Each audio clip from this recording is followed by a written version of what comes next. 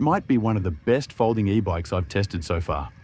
Not because it's the flashiest or the most powerful, but because it gets so many small things right.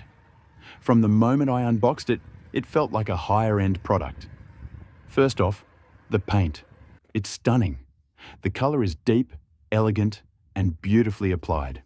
Not something you usually say about a folding e-bike.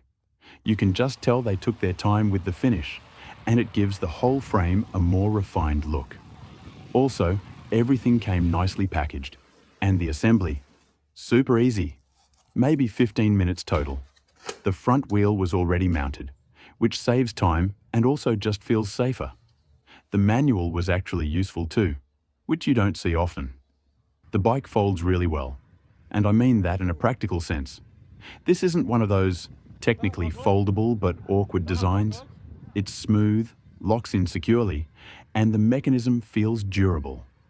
It's not as tiny as the Bodywell T16 or the DYU C3 I reviewed earlier, but I'd say it compares more to something like the Engwe P20. Compact enough to store or carry, but still big enough to ride comfortably on longer trips. And then the details, like the seat post. That's where the battery lives. It's removable, which is great for charging or replacing later, but it also makes the whole frame look cleaner. I like that they went for a design that's both functional and sleek. You don't see that often in this category. It's got a 36-volt, 9.6 amp-hour battery inside, which gives you up to 80 kilometers of range if you're riding chill with pedal assist. Although, depending on the weather and your weight, you might get a bit less than that. The motor is 250 watts. Nothing crazy, but thanks to the torque sensor, it feels smooth and responsive. It doesn't launch you forward or lag behind.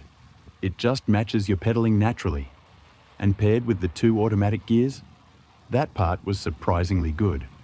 Around 18 kilometers per hour, it shifts to a higher gear, and that 1-gear ratio is perfectly tuned.